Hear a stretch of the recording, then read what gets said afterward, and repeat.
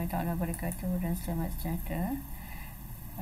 Selamat pagi para pelajar semua. Okay, pada hari ini cikgu akan share sedikit perkongsian berkaitan dengan tema pembinaan negara tajuk 4, iaitu era peralihan kuasa negara kita. Okay, tajuk ni anda dikendaki membuat nota ringkas, tapi sebelum tu juga cikgu sharekan slide ni untuk anda faham tentang tajuk ni dengan lebih detail.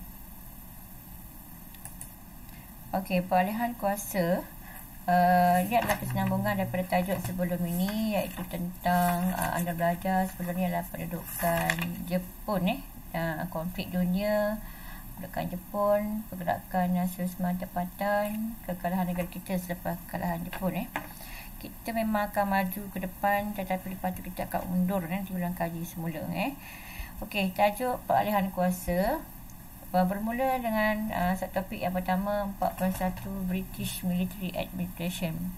Okey, apa itu British Military Administration?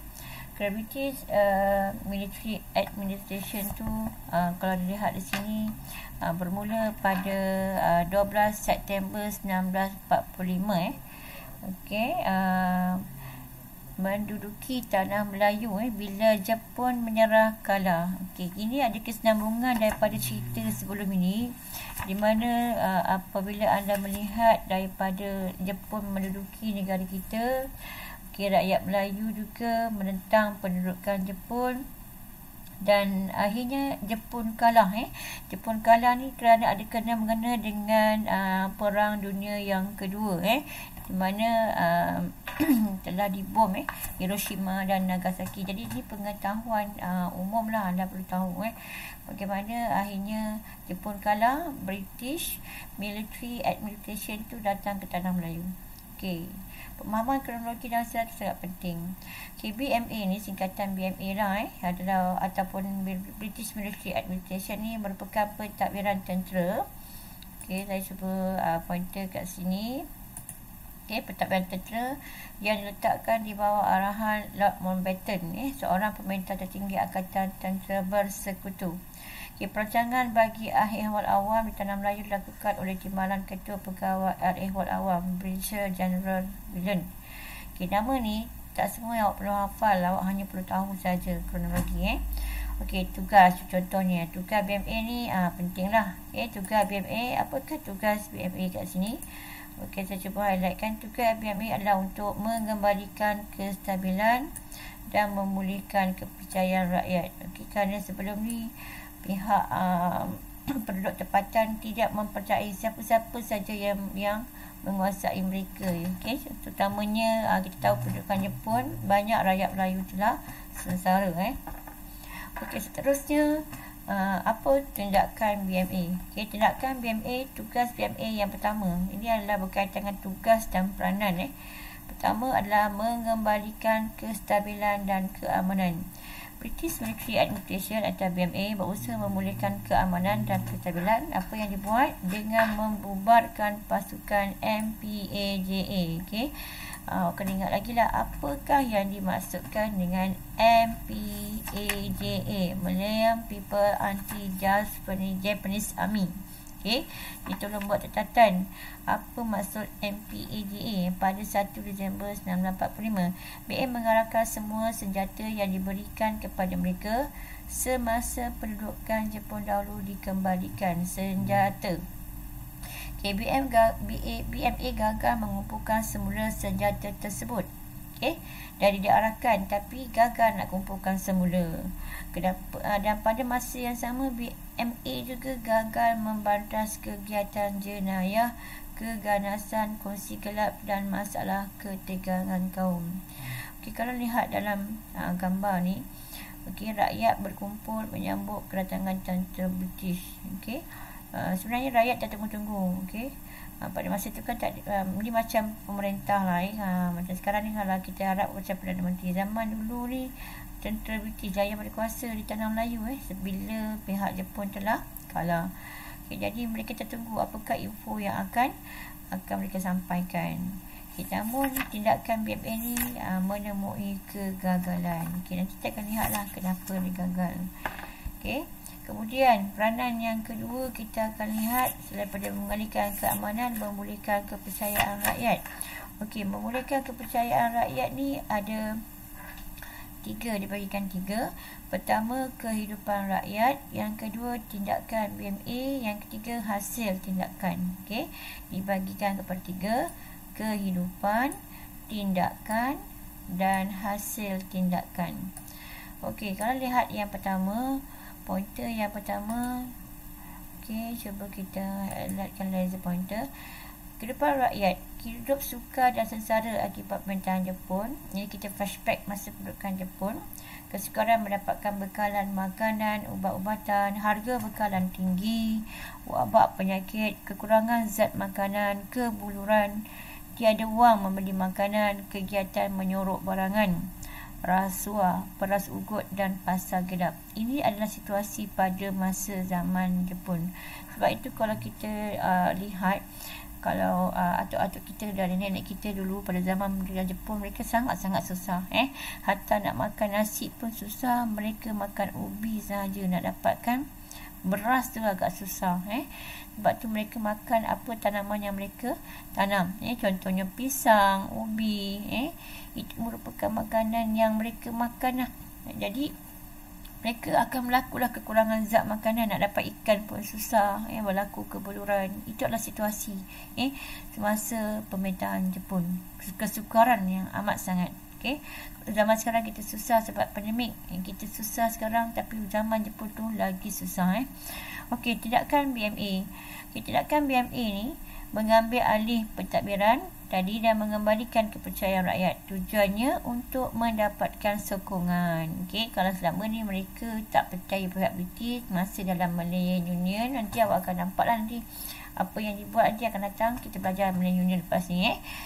Sekarang pihak British cuba nak melakukan sesuatu dengan mengembalikan kepercayaan rakyat, membaiki kerosakan infrastruktur, memulihkan sosioekonomi, ladang getah dipulihkan, nombor bilik timah dipulihkan, prasarana kemudahan, segala kemudahan diperbaiki, termasuklah kemudahan kesihatan.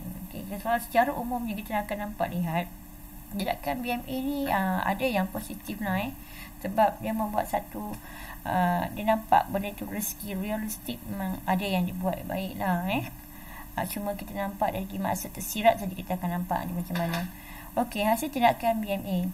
Kesukaran dihadapi oleh BMA dalam membawa masuk jentera, alat ganti, mesin dan teknologi.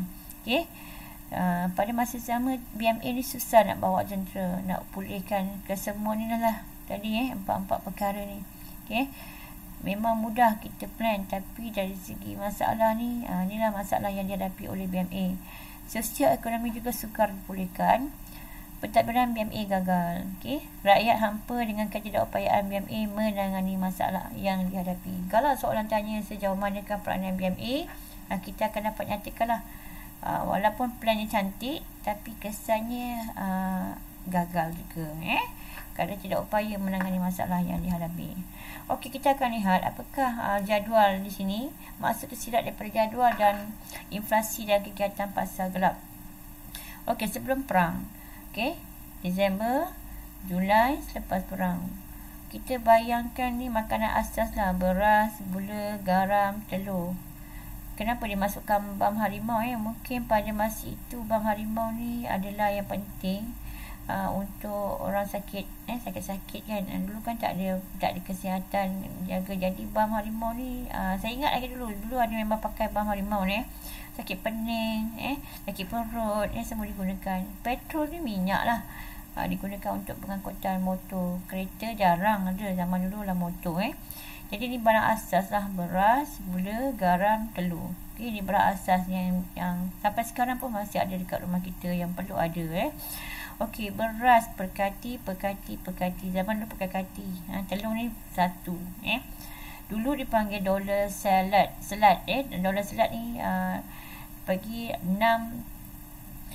dolar. 6 dolar mata wang Jepun 8.20. Julai 1945 mata wang Jepun naik lagi. Lepas perang naik lagi. Berarti dia tidak akan berlaku penurunan. makin bertambah naik ada.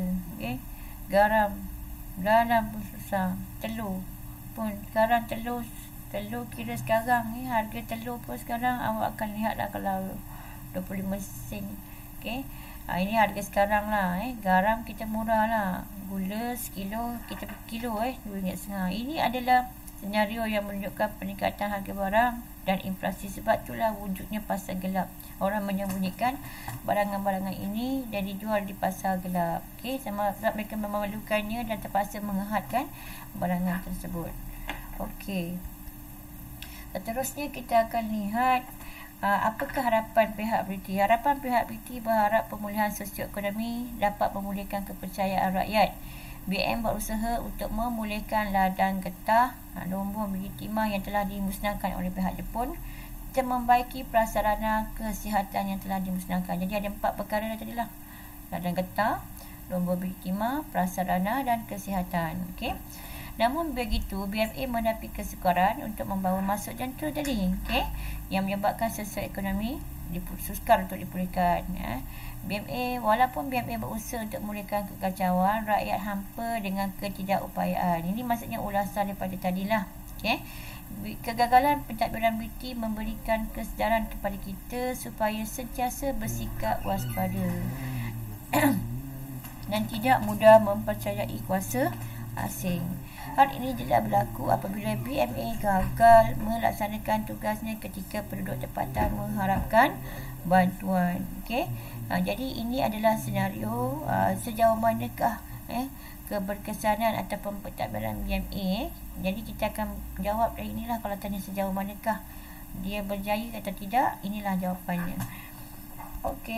Kesimpulan, BMA berusaha memulihkan namun gagal melaksanakan tanggungjawab yang telah diharapkan oleh rakyat. Ini rakyat menyambut kedatangan tentera British pada tahun 1945. Betapa banyaknya rakyat berkumpul kat situ. Soalan. Mengapakah British Military Administration dilaksanakan di Tanah Melayu pada 12 September 1945? A. Pasukan tentera dianggotai oleh tentera tempatan. B. Menamatkan pemerintahan tentera Jepun. C. Pasukan pentadbir tempatan dan British yang dibantah oleh penduduk tempatan. D. Mewujudkan keamanan. Jadi jawapannya mewujudkan keamanan. Ada jawapan terus. Kita terus kepada muka surat yang berikutnya, iaitu 96.4.2 Gagasan Malayan Union. Bila pihak BMA itu gagal, maka pihak British membuat satu perubahan pentadbiran dinamakan sebagai gagasan. Apa itu gagasan? Gagasan itu adalah idea Malayan Union diperkenalkan di Tanah Melayu bagi menggantikan BMA. Apa tujuan gagasan Malayan Union ini? Ada 3 perkara penting yang telah dibahagikan secara umum: meningkatkan pelaburan ekonomi, mengukuhkan pertahanan dan mengekalkan orang asing sebagai sumber tenaga kerja untuk meningkatkan ekonomi. Dan yang ketiga, melicinkan pentadbiran. Dari segi ini pentadbiran, kemudian dari segi ekonomi, dan dari segi sosial ada sedikitlah kaitannya sosial, ada orang asing, dan ada sedikit kaitannya dengan politik pertahanan. Ini kalau anda nak QR code, anda boleh tengoklah dokumen Malayan Union ni dengan lebih jelas kalau ada QR code. Latar belakang Malayan Union. Latar belakang ni maksudnya cerita di sebalik tabir macam mana Malayan Union ni telah dibentuk. Unit perancang Tanah Melayu yang diketahui oleh Major General Ralph Horn merangka satu bentuk pentadbiran baru Tanah Melayu yang dikenali sebagai Malayan Union. Ini adalah perancang ni lah. Perancangnya adalah bernama General Ralph Horn. Kemudian seorang setiausaha tanah jajahan British bernama Chuck Henry Horn, ini dia setiausaha tanah jajahan British, telah membentangkan rancangan ini di Parlimen British. Mereka bentang dekat Parlimen, diisytiharkan dalam warta kerajaan. Kemudian setelah dibentang, baru diisytihar dekat warta kerajaan yang dikenali sebagai Kertas Putih 6274. Dalam Kertas Putih tersebut, British mengambil alih pemerintahan Tanah Melayu dan menubuhkan sebuah pentadbiran berpusat, iaitu center dia di bawah jajahan British. Ini kena fahamlah apa yang ada dalam Kertas Putih itu adalah berkaitan dengan pemerintahan berpusat, masih lagi di bawah jajahan pihak British. Okey, seterusnya kita akan lihat ciri-ciri perlembagaan Malaysian Union. Nanti saya minta anda untuk perlembagaan Malaysian Union tolong lukiskan gambar jari. Anda lukiskan gambar jari sebelah kiri. Awak tekapkan jari awak di atas satu kertas A4. Nanti cikgu terangkan macam mana nak mudah untuk ingat ciri-ciri perlembagaan Malaysian Union. Mungkin untuk hari ni awak hanya tahu dan buat nota ringkas, tahu konsep. Lepas tu nanti cikgu terangkanlah dengan lebih detail. Okey, dalam pentadbiran Malaysian ni kita nampak ada terbagi kepada 3 warna, iaitu negeri-negeri Melayu bersekutu, iaitu negeri yang terletak di pantai barat. Okey, Perak, Pahang, Negeri Sembilan. Kemudian tidak bersekutu kebanyakan di utara daripada Perlis, Kedah, Kelantan, Terengganu dan Johor, dan negeri Selat yang terletak di Selat, iaitu Melaka, Pulau Pinang. Sepatutnya ada Singapura, tapi Singapura telah diasingkan. Okey, cikgu akan sambung sebentar saja lagi selepas ini, dan cikgu rehat sebentar.